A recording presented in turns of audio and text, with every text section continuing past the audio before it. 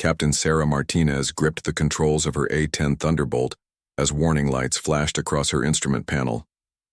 The twin engines of her aircraft, nicknamed Warthog by pilots, were running rough at 15,000 feet above the Nevada desert. She had been flying combat missions for 8 years, but today's routine training exercise was turning into something much more serious. The radio crackled in her helmet. "Thunder Lead, this is base control. We're showing engine anomalies on your bird. What's your status?" Sarah's eyes scanned the gauges quickly. Oil pressure was dropping on the left engine, and she could feel a slight vibration through the aircraft. The A-10 was built tough, designed to take damage and keep flying, but she knew better than to push her luck when something wasn't right. Base control, Thunder Lead, confirming engine issues. Left engine showing low oil pressure and unusual vibrations. Requesting permission to return to base immediately. Thunder Lead, permission granted. Vector heading 090, descend to 8,000 feet. Emergency crews are standing by. As Sarah banked her aircraft toward home, she thought about the long road that had brought her here. Growing up in a small town in Texas, she had always dreamed of flying. Her father worked at the local airport, and she spent countless hours watching planes take off and land. When she turned 18, she enlisted in the Air Force with one goal in mind: to become a pilot. The training had been brutal. Physical conditioning, academics, and flight training pushed her to her limits every single day. Many of her classmates dropped out, unable to handle the pressure, but Sarah persevered, driven by her passion for aviation and a determination to prove that she belonged in the cockpit. After earning her wings, she was assigned to the A-10 Thunderbolt, a close air support aircraft known for its durability and firepower. The plane wasn't pretty or fast, but it was incredibly effective at its job of supporting ground troops. Sarah fell in love with the aircraft immediately. It felt solid and dependable, like flying a tank with wings. Over the years, she had deployed multiple times to combat zones, providing crucial support to soldiers on the ground. Her squadron respected her skills, and she had earned a reputation as one of the most reliable pilots in the unit. She took pride in her work, knowing that her precision and quick thinking had saved lives. But today, as she nursed her damaged aircraft back toward base, Sarah couldn't shake a growing sense of unease. The engine problems were getting worse, and she was still 20 minutes out from the airfield. The left engine was now showing critical oil pressure, and she could see smoke beginning to trail from the exhaust. Base control, Thunder Lead, situation is deteriorating. Left engine is smoking and I'm losing power. I may need to shut it down. Copy, Thunder Lead. You're cleared for emergency approach on any runway. Fire trucks are rolling. Sarah's hands moved instinctively over the controls, preparing for a single engine approach. The A-10 could fly on one engine, but it would be challenging, especially if she had to make an emergency landing. She ran through emergency procedures in her mind, the countless hours of training taking over. As she approached the base, she could see the emergency vehicles lined up along the runway, their red and blue lights flashing in the desert sun. Croak. Tower cleared all other traffic, giving her priority for landing. This was the moment that separated good pilots from great ones, the ability to stay calm under pressure and execute precisely when everything was going wrong. The left engine finally gave up completely 10 miles from the runway. Sarah felt the aircraft shudder as she shut it down and feathered the propeller. Now she was flying on just one engine, the aircraft feeling sluggish and heavy in her hands. But she had trained for this scenario hundreds of times in simulators and knew exactly what to do. Base control, Thunder Lead. Left engine is shut down. Single engine approach in progress. Roger, Thunder Lead. You're looking good. Fire crews are in position. As Sarah lined up for final approach, she felt a familiar calm wash over her. This was what she had trained for her entire career, the ability to handle emergencies with skill and composure. The runway stretched out ahead of her, and she knew she would get her aircraft down safely. But what Sarah didn't know was that her troubles were just beginning. The emergency landing was only the first chapter in a story that would challenge everything she thought she knew about her career and her place in the military. The tail number on her A-10, barely visible through the smoke and desert dust, would soon catch the attention of people who had been looking for her aircraft for a very long time. The wheels touched down with a slight bounce, and Sarah felt the familiar sensation of being back on solid ground. Emergency crews surrounded her aircraft as she taxied clear of the runway, foam trucks standing ready in case of fire. She shut down the remaining engine and sat in the cockpit for a moment, allowing herself to breathe deeply for the first time in 30 minutes. As she climbed out of the cockpit, Sarah was greeted by her crew chief, Technical Sergeant Mike Rodriguez, who had been working on her aircraft for 3 years. His face was serious as he looked over the smoking engine. "What happened up there, Captain?" he asked, already beginning his inspection of the damaged power plant. "Started with vibrations and low oil pressure, then got progressively worse," Sarah replied, removing her helmet and running her fingers through her sweat-dampened hair. "I think we might have thrown a bearing or had some kind of internal failure." Mike nodded grimly. "This bird's been running strong for years. This is unusual." He paused, looking at something on the engine cowling. "Captain, I'm going to need to do a complete teardown to figure out what went wrong. This aircraft is going to be grounded for a while." Sarah felt her heart sink. Being grounded was every pilot's nightmare. Without an aircraft to fly, she would be stuck with desk duty, watching her squadron mates continue their training while she waited for repairs. But she had no choice. Flight safety was paramount, and no one would let her fly until they knew exactly what had caused the engine failure. 2 weeks had passed since Sarah's emergency landing, and she was growing increasingly frustrated with her grounded status. Every morning she watched her squadron mates taxi out for training missions while she was relegated to paperwork and briefings. The investigation into her engine failure was taking longer than expected, and the maintenance team seemed puzzled by what they had found. Technical Sergeant Rodriguez had torn down the left engine completely, expecting to find obvious signs of mechanical failure. Instead, he discovered something that made him deeply uncomfortable. The engine components showed signs of deliberate tampering. Tiny metal shavings had been introduced into the oil system, causing accelerated wear and eventual failure. "Captain Martinez," he said quietly as she stopped by the maintenance hangar for her daily check on the repairs, "I need to show you something. But not here. Can you meet me after duty hours?" Sarah's curiosity was piqued by his secretive tone. Mike had always been straightforward with her, never one for drama or mystery. That evening, she found him in the hangar, standing beside her disassembled aircraft with a troubled expression on his face. "What is it, Mike? You look like you've seen a ghost." He held up a small vial containing metallic particles. "These came from inside your oil system. They're not supposed to be there, Captain. Someone put them there deliberately." Sarah stared at the vial, her mind racing.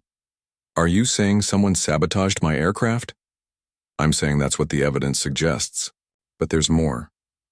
Mike led her to a workbench where he had laid out various engine components.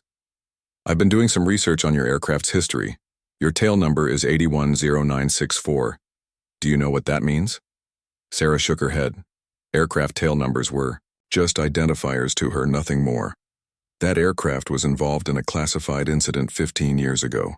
I had to dig deep into maintenance records to find it. But your A-10 was part of a mission that went sideways.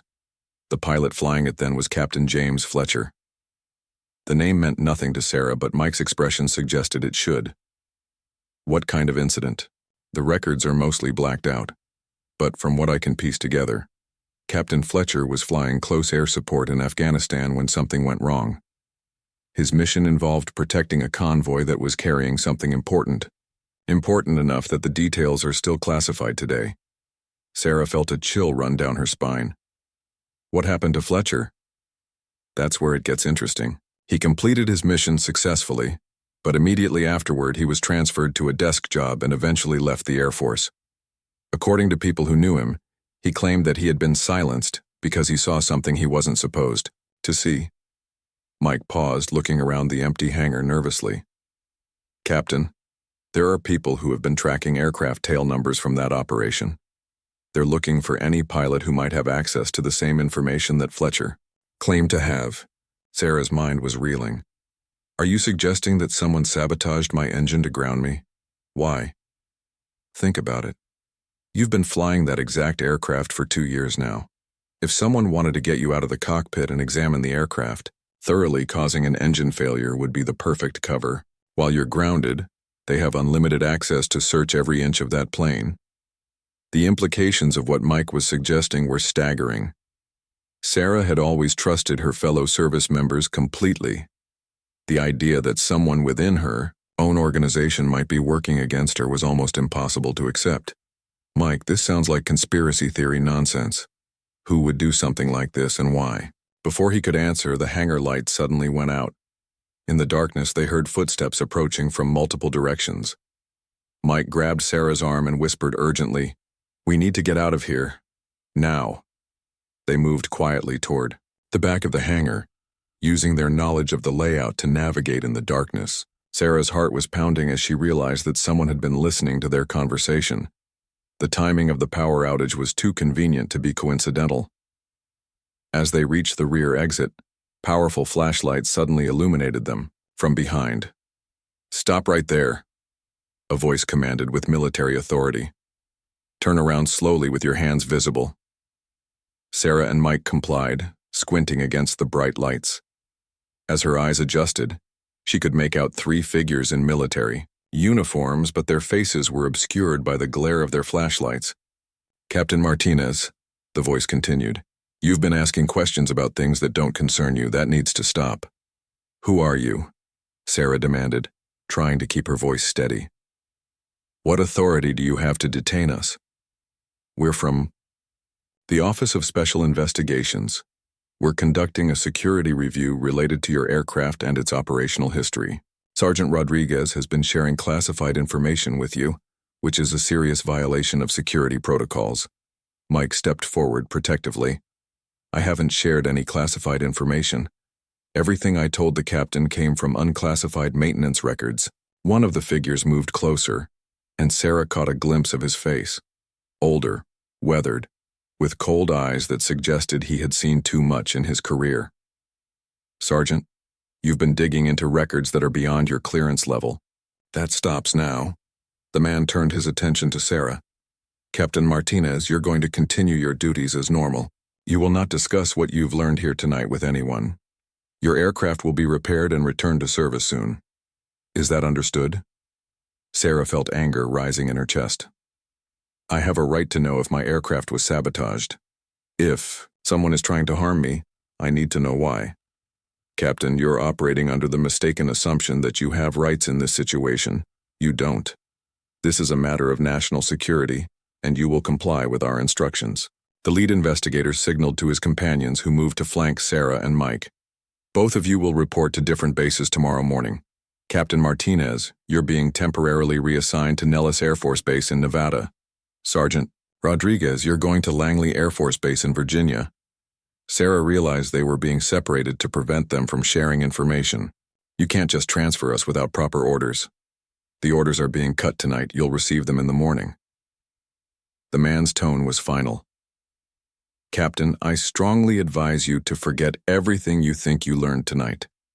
Some secrets are kept for very good reasons, and people who dig too deep sometimes find more than they bargained for." As the investigators escorted them from the hangar, Sarah's mind was racing with questions. What had Captain Fletcher discovered 15 years ago? Why was her specific aircraft so important? And most disturbing of all, how many people within her own military were involved in whatever conspiracy she had stumbled into? The next morning, Sarah found transfer orders waiting for her, just as promised. She was to report to Nellis Air Force Base within 48 hours for special assignment duties. Mike was already gone, transferred out overnight without even a chance to say goodbye. As she packed her belongings, Sarah made a decision that would change the course of her life. She wasn't going to let them bury the truth regardless of the consequences. Nellis Air Force Base in Nevada was buzzing with activity when Sarah arrived for her reassignment. The base was home to the Air Force's premier combat training programs, including the famous red flag exercises that brought together pilots from around the world. Under normal circumstances, she would have been excited about the opportunity to train with some of the best aviators in the military. But these weren't normal circumstances. Her new commanding officer, Colonel Patricia Hayes, was a no-nonsense veteran with silver hair and sharp eyes that missed nothing. During their initial meeting, the colonel made it clear that Sarah's assignment was temporary and that she should focus on her duties without asking questions about her previous base. Captain Martinez, you're here to participate in our advanced tactical training program. You'll be flying with some of our most experienced instructors and learning techniques that will make you a better combat pilot. I trust you'll make the most of this opportunity. Sarah nodded respectfully, but she couldn't shake the feeling that she was being watched constantly. During her first week at Nellis, she noticed the same faces appearing wherever she went, in the mess hall, at the flight line, even at the base gym. Someone was definitely keeping tabs on her activities. Despite the surveillance, Sarah threw herself into the training program with determination. She was assigned to fly F-16 Fighting Falcons, a significant change from her beloved A-10. The F-16 was faster and more maneuverable, requiring different skills and tactics. Her instructor was Major David Chen, a former Thunderbirds demonstration pilot with over 3,000 flight hours. Martinez, forget everything you know about flying, Major Chen told her during their first briefing. The F-16 is a completely different animal. It's all about speed, precision, and split-second decision-making. The A-10 is a sledgehammer. This is a scalpel. Over the following days, Sarah pushed herself to master the new aircraft. The training was intense, involving complex air-to-air combat scenarios, precision bombing runs, and advanced maneuvering techniques. She was determined to excel, partly to prove her worth and partly to keep her mind off the mystery surrounding her previous assignment. It was during her third week at Nellis that Sarah encountered someone who would change everything. She was in the pilot's lounge after a particularly challenging training mission when she overheard a conversation between two F-22 Raptor pilots at the next table. "I'm telling you, that tail number means something," one of them was saying quietly. "My buddy at Langley saw the same number on a maintenance report and suddenly the whole investigation got shut down." Sarah's ears perked up. She tried to listen without appearing obvious, pretending to read a flight manual while straining to hear their words. "What was the number again?" the second pilot asked. 810964. Apparently it's connected to some classified operation from years ago. Word is that anyone who gets too close to that information ends up transferred or worse. Sarah's blood ran cold. That was her aircraft's tail number.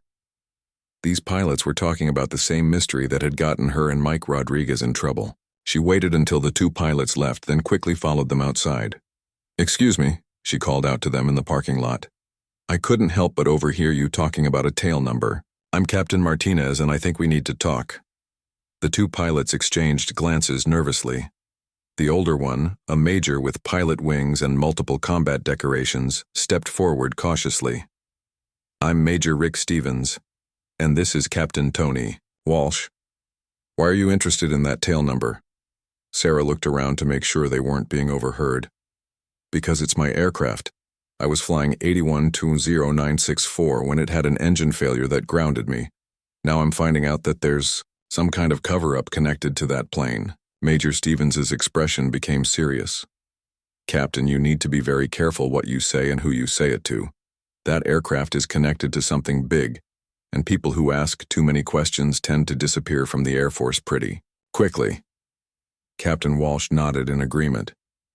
"My contact at Langley told me that a maintenance sergeant was asking questions about that tail number last month.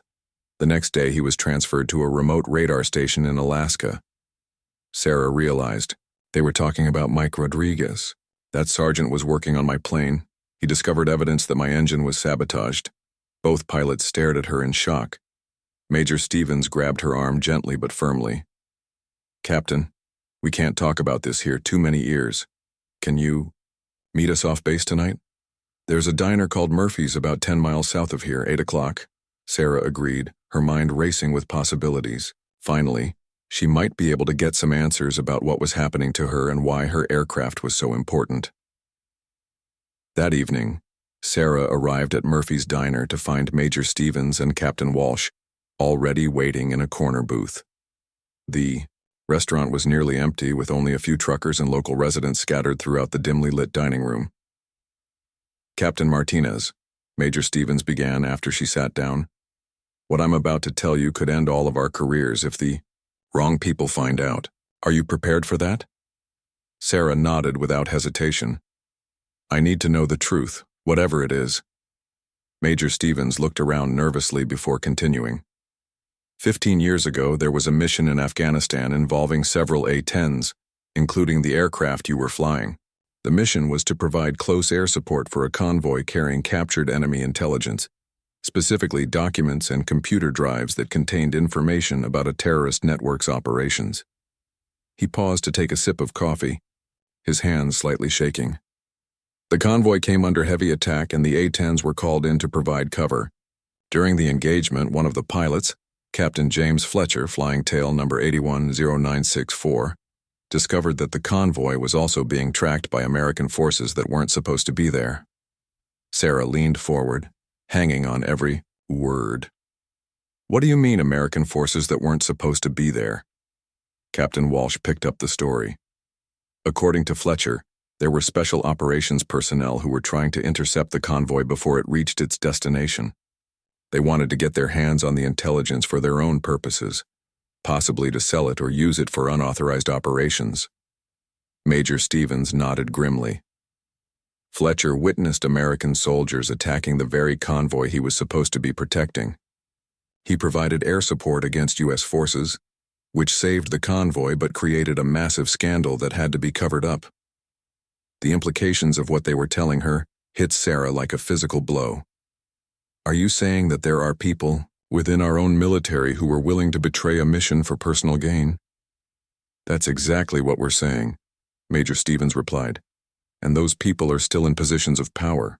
They've been tracking that aircraft ever since, trying to make sure that anyone who flies it doesn't discover what Fletcher knew. Sarah felt the pieces of the puzzle falling into place.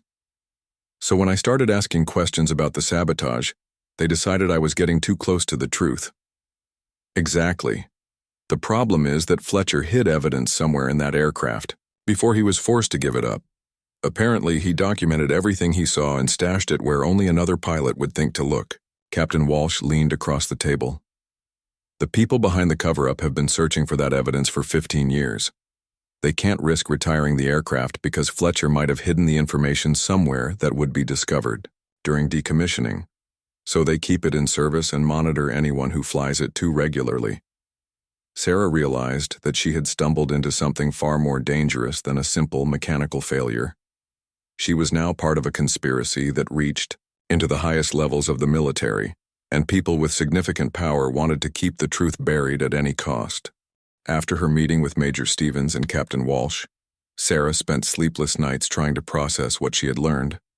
The idea that American military personnel had betrayed their own mission was almost too horrible to believe. Yet the evidence was mounting. Her aircraft had been sabotaged, she had been transferred away from her base, and Mike Rodriguez had been sent to Alaska, all to prevent them from discovering the truth. During the day, Sarah continued her training at Nellis, but her heart wasn't in it. She went through the motions of learning F-16 tactics while her mind wrestled with bigger questions.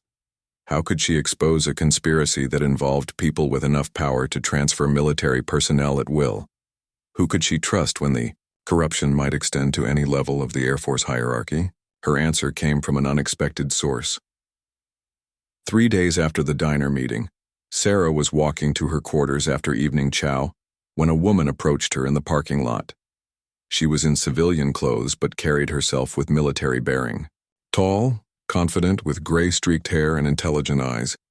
Captain Martinez? My name is Janet Morrison. I'm a retired Air Force colonel, and I need to speak with you about Captain James Fletcher. Sarah's instincts told her to be cautious. After everything that had happened, she couldn't afford to trust anyone easily. I don't know anyone by that name. Colonel Morrison smiled grimly. Captain, I know you've been asking questions about tail number 810964. I also know that you've been transferred here to keep you away from that aircraft, while certain people search it for evidence that could destroy their careers. The woman's directness caught Sarah off guard. Who are you and how do you know about this? I was James Fletcher's commanding officer 15 years ago. I'm the one who ordered him to provide air support for that convoy in Afghanistan. I'm also the one who has been trying to expose the truth ever since without success. Colonel Morrison gestured toward a coffee shop across the street from the base. Can we talk somewhere private? I promise you I'm on your side in this. 30 minutes later, Sarah sat across from the retired colonel in a quiet corner of the coffee shop, listening to a story that made her earlier revelations seem small by comparison. Captain Fletcher was one of my best pilots, Colonel Morrison began. Professional, dedicated, absolutely trustworthy. When he came to me after that mission and told me what he had witnessed, I knew he was telling the truth. But I also knew that his story would destroy several careers and possibly compromise ongoing operations. She paused to sip her coffee, her eyes distant as she remembered. I tried to work through official channels to investigate his claims. Within 48 hours, I was relieved of command and reassigned to a desk job at the Pentagon. Fletcher was transferred to a training squadron in Montana, as far from combat operations as they could send him. Sarah leaned forward. What exactly did he see that was so damaging? The convoy Fletcher was protecting was carrying intelligence about a major terrorist cell operating in both Afghanistan and Pakistan. But there was also evidence of American military contractors who were selling weapons and information to both sides of the conflict, essentially prolonging the war for profit. The colonel's voice became harder. Fletcher witnessed American Special Operations personnel attempting to intercept that convoy, not to help the mission, but to destroy evidence of the weapons trafficking. They were willing to kill their own people to protect $1 billion illegal operation.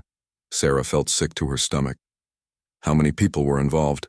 At least 25 military personnel, plus an unknown number of defense contractors and civilian officials. Fletcher documented everything he saw, including aircraft tail numbers, radio communications, and ground unit identifications. He gathered enough evidence to send dozens of people to prison for treason. Colonel Morrison reached into her purse and pulled out a small device that looked like a GPS unit.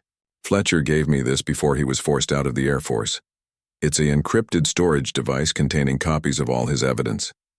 He told me that he had hidden the originals somewhere in his aircraft, but he would only tell me the location if something happened to him. Sarah stared at the device. What happened to Fletcher? He died in a car accident 6 months after leaving the Air Force. Single vehicle crash on a remote highway in Montana. No witnesses, no obvious cause. The investigating officers ruled it an accident, but I've never believed that. The implications were staggering. If Fletcher had been murdered, then the people behind the conspiracy were willing to kill to protect their secret. Sarah realized that her own life might be in danger. Why are you telling me this now? Sarah asked. Colonel Morrison's expression became intense. Because you're the first person in 15 years who has gotten close enough to that aircraft to potentially find Fletcher's evidence. The people involved in the cover-up are getting desperate.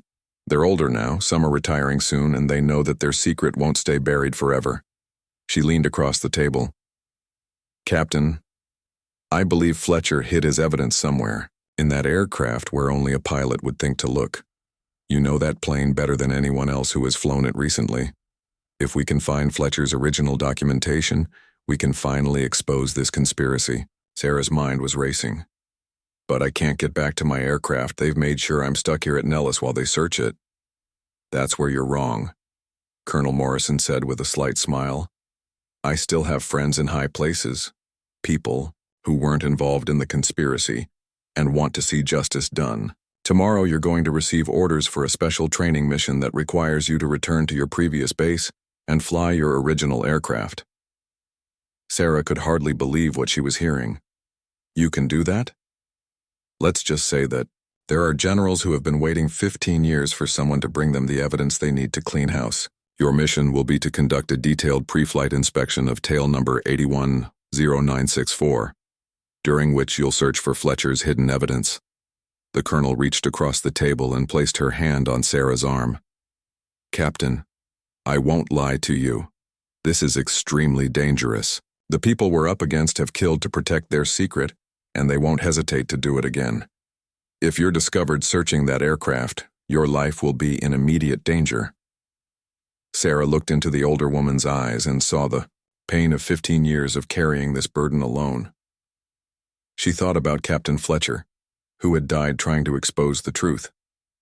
She thought about Mike Rodriguez, exiled to Alaska for asking questions. She thought about all the soldiers who had died in a war prolonged by American greed and corruption. Colonel Morrison, Sarah said firmly. Tell me exactly what I need to look for. The retired officer smiled for the first time since their conversation began. Fletcher told me that he hid the evidence where every pilot looks but no one else thinks to check. He said that any A-10 pilot would understand the reference, but it would be meaningless to maintenance personnel or investigators. Sarah frowned, thinking through the systems and compartments of her aircraft. That could be anywhere. The A-10 has dozens of panels and access points. He gave me one more clue, Colonel Morrison said. He said it was hidden with the thing that every pilot trusts their life to, but hopes they never have to use. Suddenly Sarah understood. Every pilot's most trusted backup system, the one they hoped never to need, was their ejection seat. The seat had multiple compartments and access panels that maintenance crews rarely examined unless they were specifically working on the ejection system. I think I know where to look, Sarah said quietly. Colonel Morrison nodded approvingly. Your orders will arrive tomorrow morning. You'll fly back to your original base tomorrow afternoon, Captain. The next 24 hours will determine whether 15 years of injustice finally comes to an end, or whether this conspiracy continues to claim more victims. As they parted ways outside the coffee shop, Sarah realized that she was about to undertake the most important mission of her career, not against foreign enemies but against corruption within her own ranks. The orders arrived exactly as Colonel Morrison had promised. Sarah stared at the official paperwork that would send her back to her original base for what was described as Specialized Aircraft Systems Evaluation. The mission parameters gave her complete access to tail number 810964 for a full day of testing and inspection. As she packed her gear that morning, Sarah's hands shook slightly. She was about to walk into what could be a trap, but she knew there was no turning back. Too many people had suffered to keep this conspiracy hidden, and she might be the only person who could finally expose the truth. The flight back to her original base felt like the longest 2 hours of her life. As the familiar landscape came into view below, Sarah wondered if she would ever see it again. The people she was up against had already demonstrated their willingness to kill, and they would certainly be monitoring her return. Her former squadron, Commander Lieutenant Colonel Bradley, met her at base operations with a surprised expression. Captain Martinez, I wasn't expecting to see you back here so soon. How's the training going at Nellis? Sarah forced a smile. Going well, sir. I'm here for a special evaluation of my old aircraft. Apparently the Air Force wants to study the systems after the engine failure. The colonel nodded, accepting the explanation without suspicion. Makes sense. Your bird is over in Hangar 7. Maintenance finished the engine replacement last week and she's ready to fly again. As Sarah walked toward Hangar 7, she noticed several people who seemed to be paying unusual attention to her movements. A man in civilian clothes was reading a newspaper near the hangar entrance, but his eyes followed her as she passed. Another individual was working on an aircraft nearby, but he stopped what he was doing to watch her approach her A-10. Sarah's aircraft sat in the hangar exactly as she remembered it, looking ready for combat with its fresh engine installation and new paint job. She approached it casually, greeting the maintenance crews who were working on other aircraft nearby. Her goal was to appear completely normal while she waited for an opportunity to search the ejection seat. Captain Martinez! A familiar voice called out behind her. She turned to see Technical Sergeant Chen, one of the crew chiefs she had worked with before her transfer. Good to see you back. How's that fancy F-16 training treating you? It's challenging, but I miss my Warthog, Sarah replied honestly. Mind if I take a look at the engine work you guys did? I want to see what caused the failure. Sergeant Chen was happy to show off their repair work, explaining in detail how they had replaced the damaged components and tested all the systems. As he talked, Sarah scanned the hangar for surveillance, noting that the civilian with the newspaper had moved to a position where he could observe her activities. After 20 minutes of technical discussion, Sarah casually mentioned that she wanted to perform a complete pre-flight inspection to familiarize herself with any changes made during the repair process. Sergeant Chen offered to assist, but Sarah politely declined, explaining that she preferred to do her own inspections as part of her training routine. As the afternoon wore on, The hangar gradually emptied as maintenance crews completed their shifts. Sarah had been waiting for this moment. She needed to be alone with her aircraft to search for Fletcher's evidence. The man with the newspaper had left, but she was certain that others were watching from hidden positions. At 6 p.m., the hangar was finally empty except for one security guard who was stationed at the main entrance. Sarah began her inspection of the ejection seat, starting with the obvious access panels and working her way toward more concealed areas. The Martin Baker ejection seat was a complex piece of equipment with dozens of components and safety systems. Sarah checked every panel, every connection, and every possible hiding place she could think of. After an hour of searching, she was beginning to wonder if she had misunderstood Fletcher's clue. Then she remembered something from her ejection seat training. There was an emergency survival kit stored beneath the seat cushion that was rarely accessed unless a pilot actually ejected. The kit contained basic survival supplies and was sealed with a panel that required a special tool to open. Sarah found the maintenance toolkit and located the appropriate wrench. Her heart was pounding as she carefully removed the access panel to the survival kit. Inside, along with the standard emergency supplies, was a small waterproof container that definitely wasn't part of the original equipment. With trembling hands, Sarah opened the container. Inside were 3 items: a USB flash drive, a digital camera memory card, and a handwritten note in Fletcher's distinctive handwriting. Sarah's hands trembled as she unfolded Fletcher's handwritten note. The words were carefully printed in block letters, as if he had known that someone's life might depend on being able to read them clearly. To whoever finds this, if you're reading these words, then the conspiracy I witnessed is still active and you're probably in danger. The USB drive contains radio intercepts, photographs, and video footage of American Special Operations personnel attacking Convoy Bravo 7 on March 15th. The memory card has additional photos showing the faces of the traitors and evidence of the weapons trafficking operation. Trust no one in official channels. They have people everywhere. Contact Colonel Janet Morrison, retired. She's the only one who knows the full truth. Stay safe. Captain James Fletcher. Sarah quickly pocketed the evidence and replaced the access panel, her mind racing with the implications of what she had found. Fletcher had managed to document everything just as Colonel Morrison had suspected. Now she had the proof needed to expose the conspiracy, but getting it to the right people would be the challenge. As she finished reassembling the survival kit compartment, Sarah heard footsteps approaching from the hangar entrance. She quickly closed her toolkit and pretended to be conducting a routine inspection of the aircraft's external systems. 2 men in military uniforms entered the hangar, and she recognized one of them as the cold-eyed investigator who had confronted her and Mike 2 weeks earlier. Captain Martinez, the man called out as he approached her aircraft. Working late tonight, I see. Sarah kept her voice steady and professional. Just completing my inspection, sir. I want to make sure everything is perfect before I take her up tomorrow. The investigator walked around the aircraft slowly, his eyes taking in every detail. Find anything interesting during your inspection? Nothing unusual. The maintenance crew did excellent work on the engine replacement. All systems check out. Normally, the man stopped directly in front of Sarah, studying her face intently. Captain, I hope you've taken our previous conversation to heart. Some secrets are better left buried. Sarah met his gaze without flinching. I'm just here to do my job, sir. Nothing more. After what felt like an eternity, the investigator nodded to his companion, and they left the hangar.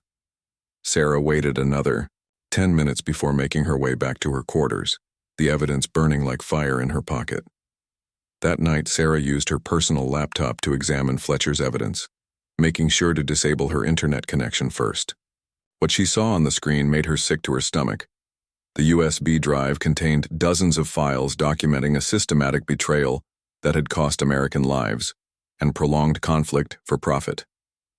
The radio intercepts revealed conversations between Special Operations personnel and unknown parties, discussing the interception of intelligence materials and the elimination of witnesses. The photographs showed American soldiers in unmarked vehicles attacking the convoy that Fletcher had been protecting. Most damning of all were financial records showing payments to offshore accounts controlled by military officers and defense contractors. The memory card contained even more disturbing evidence. Fletcher had somehow managed to photograph several of the conspirators' faces, including 2 generals and a Pentagon official, who were still in positions of authority. The weapons trafficking operation had been far more extensive than Sarah had imagined, involving the sale of American military equipment to terrorist organizations. Sarah now understood why Fletcher had been killed and why so many people had been transferred or silenced. This evidence could destroy dozens of careers and send people to prison for life. But it could also save the lives of future soldiers by ending the corruption that had cost so many lives already. The next morning, Sarah received a message on her secure military email that made her blood run cold. It was from an address she didn't recognize, but the message was clearly meant for her. Captain Martinez, we know you found what you were looking for. You have 24 hours to turn over all materials to us or you will share Fletcher's fate. Do not involve anyone else in this matter. We will contact you with instructions. Sarah realized that her quarters were probably under surveillance and that her communications were being monitored. The conspirators had been watching her every move and somehow knew that she had discovered Fletcher's evidence. But Sarah also realized something else. She wasn't alone anymore. Colonel Morrison had allies, and there were people in positions of authority who were waiting for exactly this evidence to take action. The key was getting the information to them before the conspirators could silence her permanently. Sarah spent the morning going through the motions of her normal duties while secretly planning her next move. She attended briefings, completed paperwork, and ate lunch in the officers' mess, all while carrying evidence that could change the course of military justice. That afternoon, she volunteered for a routine training flight in her A-10, claiming that she wanted to test the aircraft systems after the engine replacement. Her request was approved without question. After all, she was supposed to be conducting aircraft evaluation as part of her temporary assignment. As Sarah prepared for takeoff, she made final preparations for what she knew would be the most important flight of her career. Hidden in her flight suit were copies of Fletcher's evidence sealed in waterproof containers. She had also sent encrypted messages to Colonel Morrison and several other contacts, providing them with backup copies of the most critical files. The tower cleared her for takeoff, and Sarah felt the familiar surge of power as her A-10 accelerated down the runway. As the aircraft lifted off into the clear afternoon sky, she set course for a destination that wasn't on her official flight plan. 45 minutes later, Sarah landed at Davis-Monthan Air Force Base in Arizona, home to the Air Force's Inspector General and several other oversight organizations. She had gambled everything on the hope that there were still people in the military who cared more about justice than protecting their careers. As she shut down her engines and climbed out of the cockpit, Sarah was met by a group of Air Force, security police, and several officers in dress uniforms. For a moment, she wondered if she had made a terrible mistake and delivered herself directly into the hands of her enemies. Then she recognized one of the officers, Brigadier General Patricia Williams, whom she had met at a military conference 2 years earlier. The general was known throughout the Air Force for her integrity and her aggressive pursuit of corruption. Captain Martinez, General Williams said as she approached, Colonel Morrison tells me you have something very important to show us. Sarah reached into her flight suit and pulled out the evidence containers. Yes, ma'am. I believe this information will be of great interest to the Inspector General's office. General Williams nodded grimly. Captain, you've taken enormous risks to bring this to us. I want you to know that we're going to make sure you're protected while we investigate these allegations. As Sarah handed over Fletcher's evidence, she felt a weight lifting from her shoulders that she hadn't even realized she was carrying. After weeks of fear and uncertainty, she was finally able to do what Fletcher had died trying to accomplish. General, Sarah said, there are people who have been tracking this aircraft, and anyone who flies it. They've been trying to find this evidence for 15 years, and they've already threatened my life to get it. Captain, those people are about to discover that their 15-year cover-up is over. Within the next 48 hours, arrest warrants will be issued for everyone involved. In this conspiracy, thanks to your courage and Captain Fletcher's sacrifice, justice will finally be served. The general paused, looking at the A-10 that had carried Sarah to safety. As for that aircraft, tail number 810964 is going to be retired with full honors. It served its country well, and it's time for it to rest. Sarah smiled, thinking about all the pilots who had flown that aircraft over the years, never knowing the secret it carried. Thanks to Fletcher's foresight and her own determination to find the truth, his evidence would finally see the light of day. The conspiracy that had cost so many lives was about to be exposed, and the people responsible would face the justice they had escaped for so long. Sarah's forced grounding had led to the discovery that would change everything, proving that sometimes the most important battles are fought not in the sky, but on the ground, in the pursuit of truth.